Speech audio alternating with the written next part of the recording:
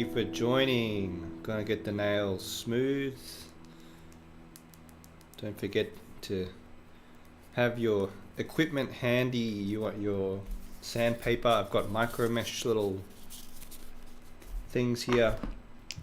I'm gonna get the timer on and get the metronome ready. Timer and metronome timer.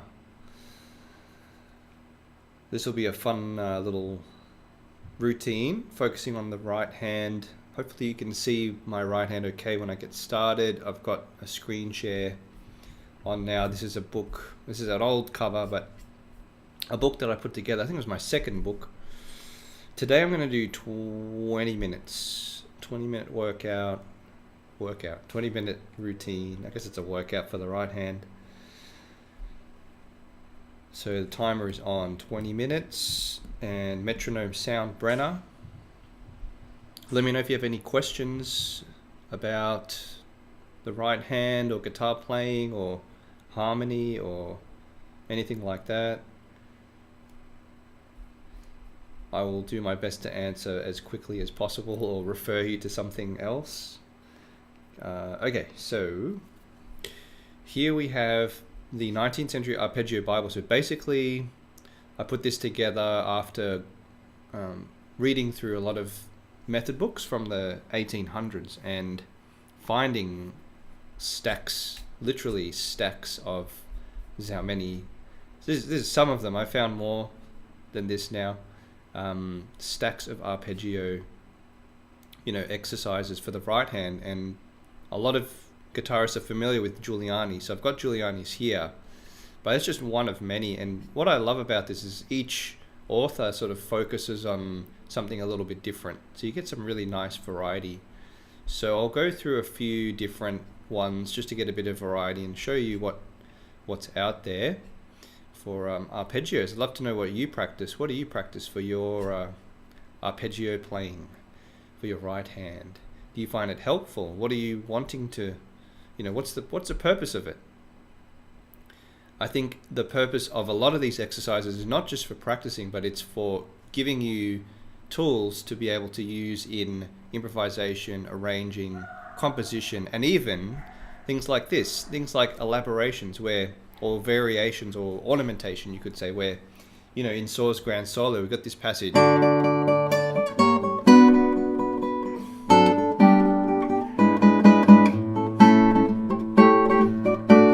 That passage there, right? So it's just this kind of like straight eighth note.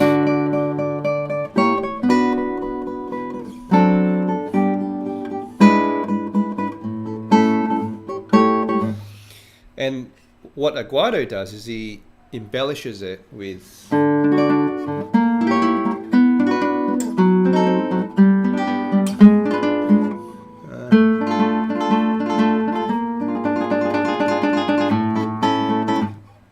embellishes that passage with arpeggios. Really, really cool idea, and I think it opens up a whole realm of possibilities.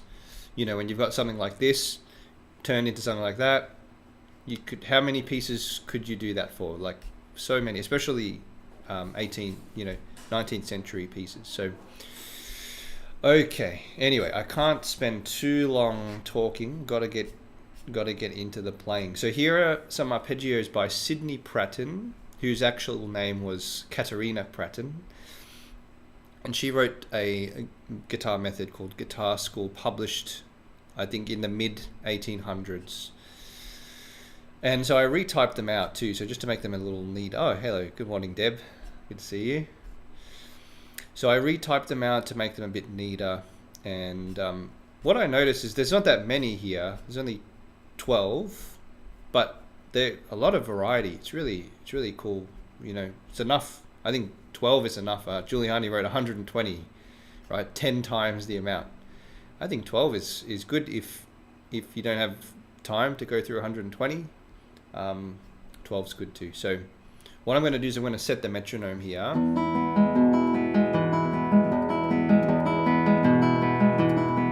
Get a nice comfy tempo. So that's my tempo: 1 and a 2 and a 3 and a 4. Sound Brenner's got a fantastic, feature function where you can tap the tempo. So I've done that. So I've got 77. Lucky number, is it? 77. Okay, so 1, 2, 3. So I'm doing number 1 here. Arpeggio number 1. So it's basically just P, A, M, I. I'm just doing it free. No planting. Just to get a feel for things. And what I'm focusing on is keeping my hand still, keeping the primary movement occurring at the knuckle joint, like that. So the hand still, primary movements here. Very common if you have an excessively flat wrist, that the primary movement will include the hand. So you get something like that. Yeah, that's a very common habit. So you want to watch your right hand very carefully that you're not doing that. A slight arch of the wrist, and then that helps. That actually gives your fingers freedom to move from the knuckle joints freely. Right, so we're going to get that. The reason to do that is because you can generate a lot of power when you move from the knuckle joint. See, that's a free stroke I'm doing. Even if I hit another string, it's okay. Right? That's a free stroke. This is a rest stroke. So they're quite similar to each other because the free stroke's got a big follow through, a large follow through. All right, so I'm going to get back to number 1.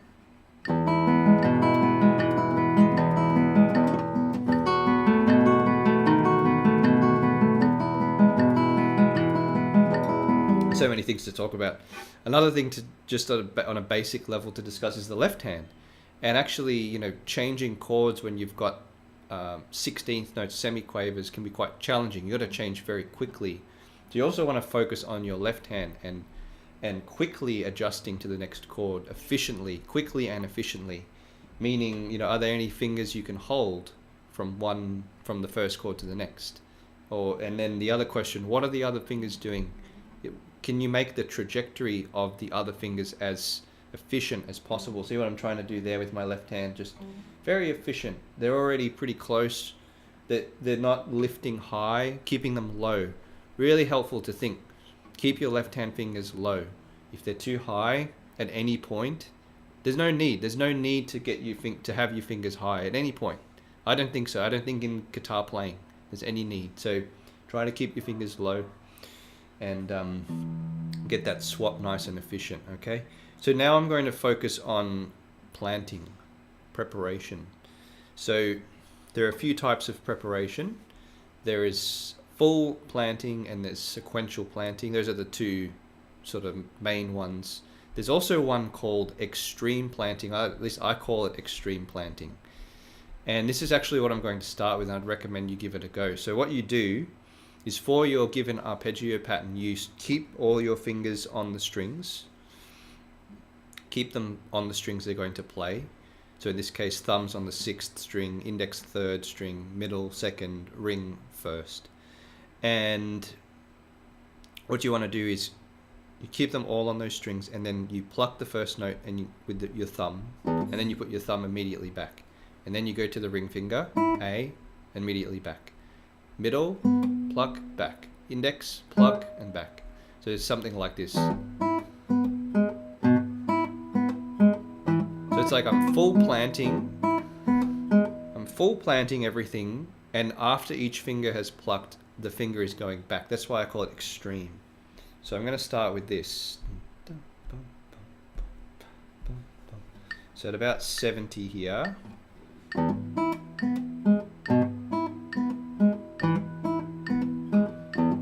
And you can apply this type of planting to most arpeggio patterns.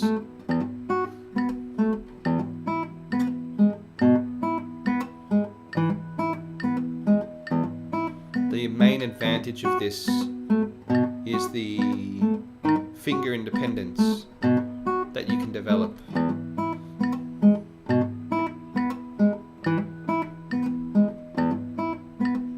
It feels really nice to do this, so I'm just looping it.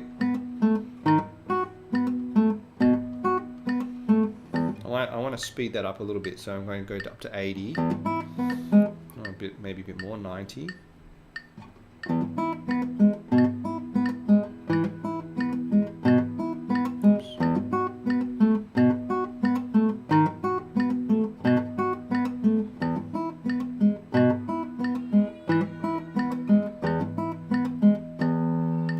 Okay, so that's, I'll call it extreme planting. Dave asks, how many repetitions of each exercise do you suggest? Well, that's a good question. I sort of feel like, if it's feeling good, or if there's like sort of two sides to it. One is if it's feeling good, as in it's like it's doing something for your hand, or for your fingers. You feel like something good's being harvested, through that. Then I think, as many as until you just feel like until you feel it's enough. I can't really give a number. And then on the flip side,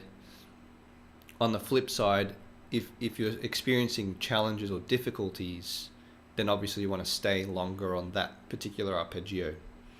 So if there's something challenging that you can't quite, it's not quite natural yet, it's not quite second nature yet, I'd suggest spending longer on that.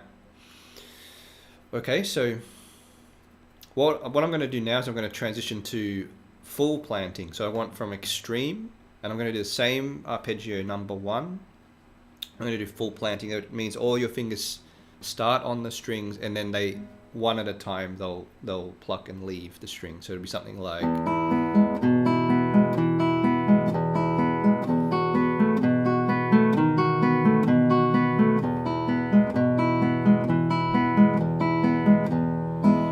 yeah. So that's what I really like, planting like that, because when your fingers are plucking a string and they're starting on the string, I think it enables you to do a couple of things. One is that you can establish the contact point really nicely because you're already on the string. So you're not hitting the string from a distance, right? Like that. So you can establish the contact point. The other thing escapes my mind. There was another advantage. Pushing the string down. Yeah, so because your finger is on the string, you found that good contact point. It also helps enable you to push the string down before you pluck, and that's another secret to getting a nice big, juicy, warm sound. Like this kind of thing, right? So fingers are all planted, and hopefully from this camera you can see that it might not be quite close enough, but I'm able to push the strings into the guitar a little bit. Get that nice.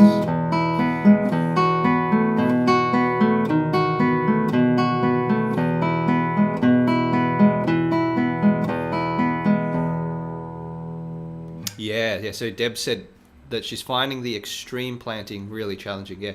If you're not used to doing this exercise, yeah, you will find it challenging because it's a great test for your finger independence. And if you've never trained the finger independence of your right hand, it will be challenging at first, but it's really worth it because as your finger independence improves, so after doing this exercise for a while, your finger independence will improve, and so you'll find great improvements just in your right hand playing, just in general, much greater control of your what you want to do in your mind versus what your fingers will actually do, right?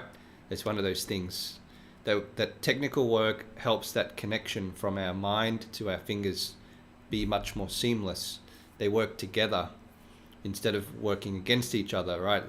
If you haven't developed your technique, you'll find that your fingers will work against what your mind wants to do, right? Your fingers will do things that you don't want them to do, basically. So that type of exercise can be very helpful for that. And so just take it really slow. If you're new to it, take it really slow. I found it took a little while for that to become natural.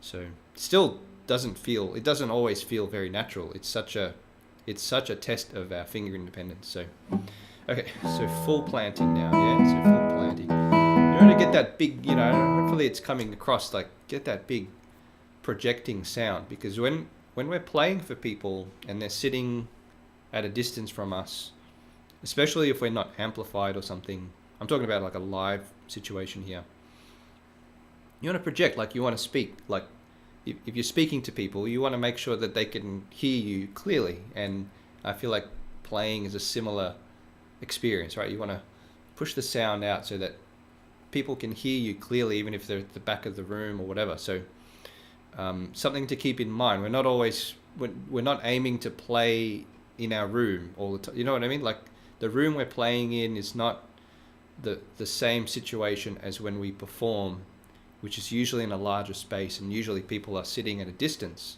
So you want to just keep that in mind. All right, I've done a lot of talking, very little playing. One arpeggio so far, and I've got 5 minutes left. Okay, so that's full planting. We did extreme planting, full planting. We'll do sequential planting, which is where your fingers plant one after the other. So thumb will be planted to begin with, and then as soon as the thumb plucks, the A finger will plant onto the E string. As soon as the A finger plucks, the M finger will plant onto the second string, and so on, right? So the sequential, hopefully you can see that in this camera, right? Like this. Sequential planting's probably the most applicable and the most practical.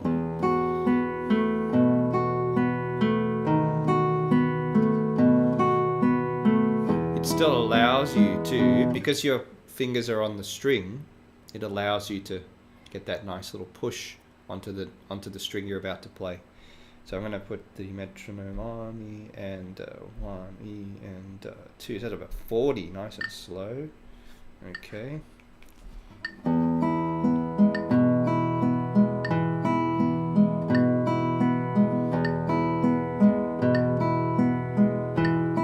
Really important to listen as well. Listen to your sound. Sometimes with, so many things that just I want to talk about. Sometimes when we're working on technical work, we can forget our sound because we're focusing on movements and things like that. But never forget try to not forget your sound, because sound is usually the final judge in everything. Okay, so sequential.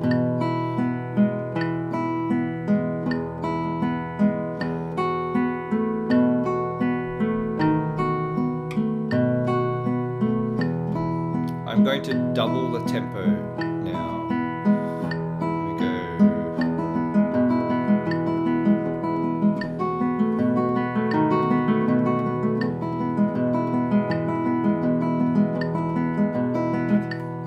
Ooh, try it again.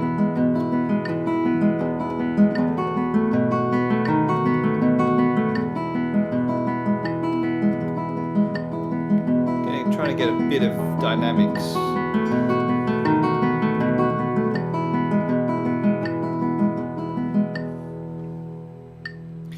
That's feeling really nice now, after all those different types of preparation. I'm going to go to number 2, and I'm just going to go same tempo, and I'm still going to do sequential planting. Okay, number 2 is really nice because it gives your A and M fingers a bit of a workout. You can see it's I and then A, M, A, so that repeating between those two fingers is a nice little workout for those. So here we go.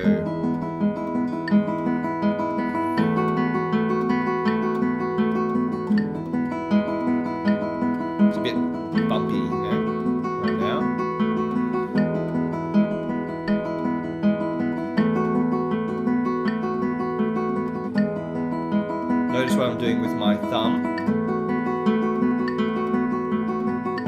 Instead of that, it's a little common habit you see occasionally. People's thumbs will, maybe they'll just go into some weird places, right? But one solution for that is to rest your thumb on a bass string, which I'm doing. So.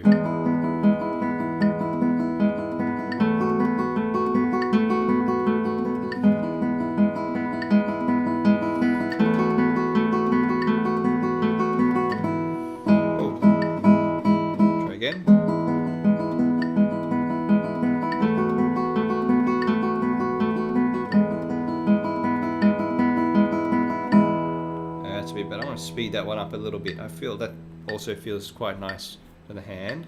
So I'm at 60 now. Hang on.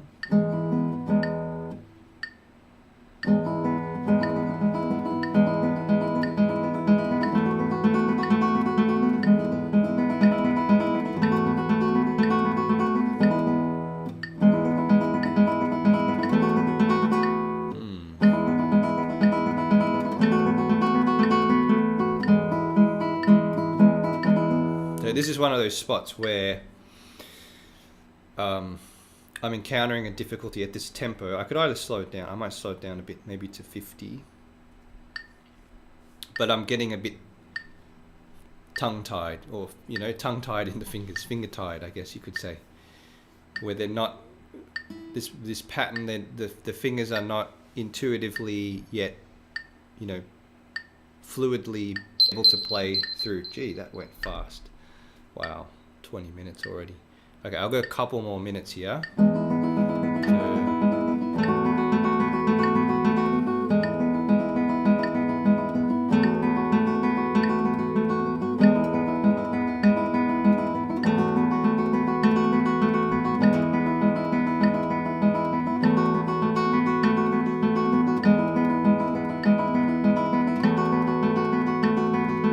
Kind of feel like in my mind it's not intuitive yet, you know what I mean? I have to think.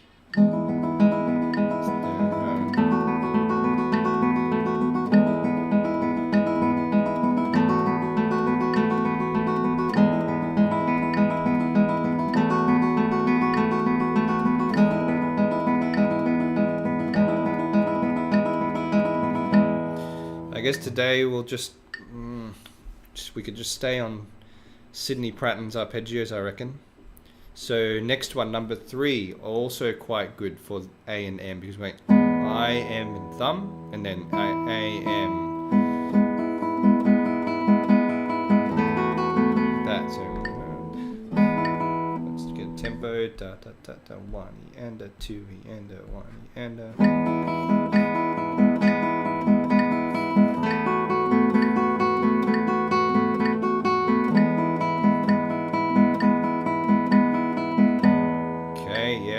That one's feeling pretty good. Speed that up a little bit.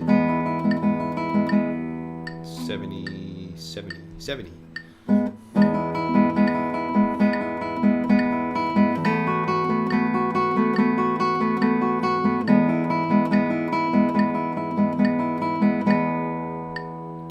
Nice. Okay, let's do a couple of these triplet ones now. So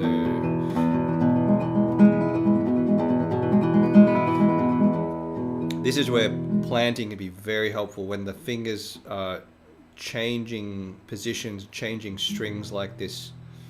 In the previous arpeggios, the hand was sort of in like one position, but now because of the thumb movement in this next arpeggio, number 4, planting is essential. Really, really helpful here. So I'm going to up the tempo a bit. 88. All right.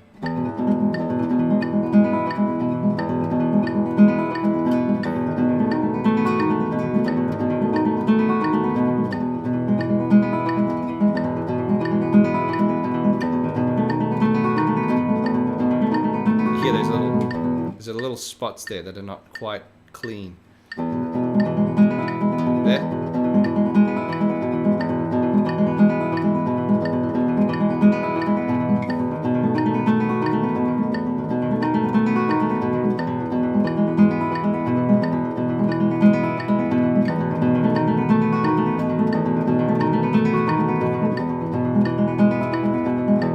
All right, I'm going to speed that up. 100.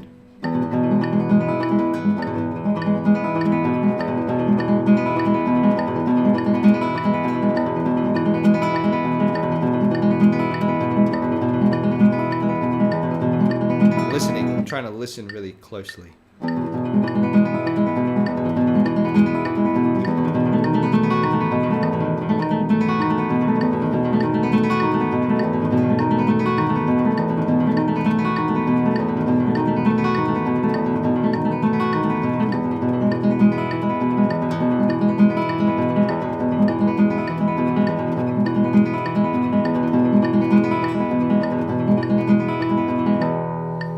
Okay, last one, number 5. Number 5 is quite challenging. It's like a reverse of number 4.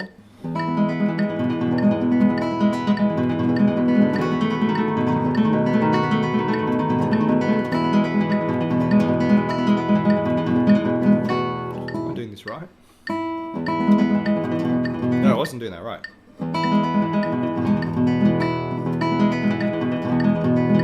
Similar kind of challenge in that the hand has to kind of change position, has to shift up and down the strings like that.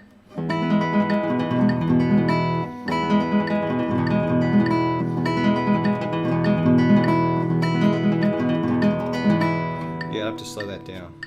Sometimes when things are not working, you just got to slow it down. You know?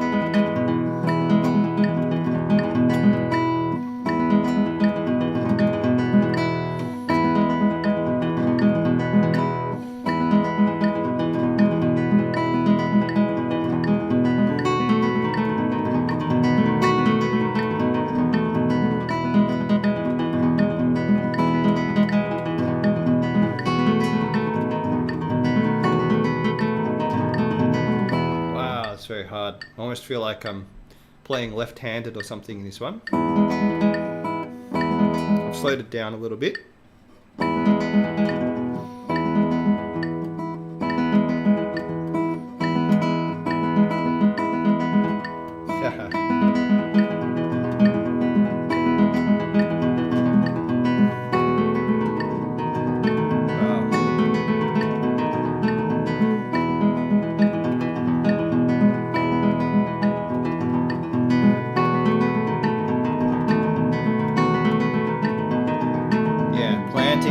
Helps. If I focus more on planting, it helps.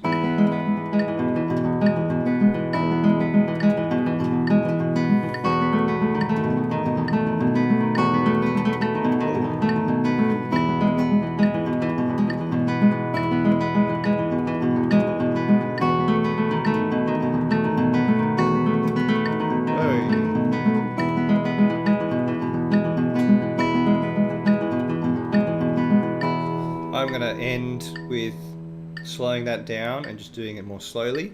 Something I was discussing with a member recently is that when we practice, after practice, our brain processes what we did in reverse order. So the last thing we do is leaves the most memorable impression on our mind when, in post processing afterwards. So it's really important to leave your practice in the best state possible, because your brain will remember that more than what you did at the beginning. I hardly remember what I did at the beginning. So specifically, right? I really remember what I've just done. Right? It sounds obvious, I guess, but so 50, nice, maybe 44. About 44. We've had a lot of double digits, 77, 88, 44. So yeah, that's nice.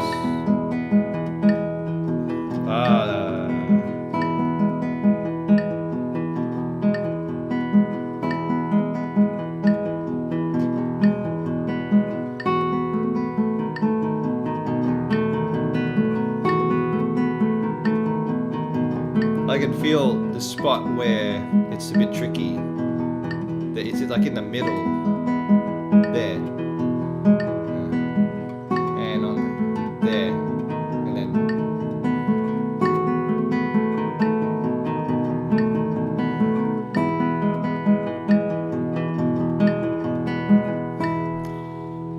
alright, that'll have to do it. Time went so fast. My intention was to go through like multiple. I mean, there's 65, just over 60 pages of arpeggios. We've got Mertz's arpeggios. We've got Louisa Kirkman, Mrs. Joseph Kirkman, Caruli's, Carcassi's, Giuliani's. The list goes on and on. The pages go on and on. Lots of lots of great exercises. A lot of variety. Lots of different things you can work on. Saul wrote some arpeggios. These ones are amazing. Moretti wrote these. So much variety. I think these top Giuliani's, in my opinion. The variety you get in these, really cool. Yeah. Anyway, we've got to wrap it up there. So thanks for joining. Thanks Deb and Dave for the comments, and tune in next time. I think we'll, probably hit on like one, maybe the next author, Mertz, These are really great. They're quite different. So hope you can join me next time. And yeah, stay safe when you're warming up. Yeah, see you next time. Bye bye.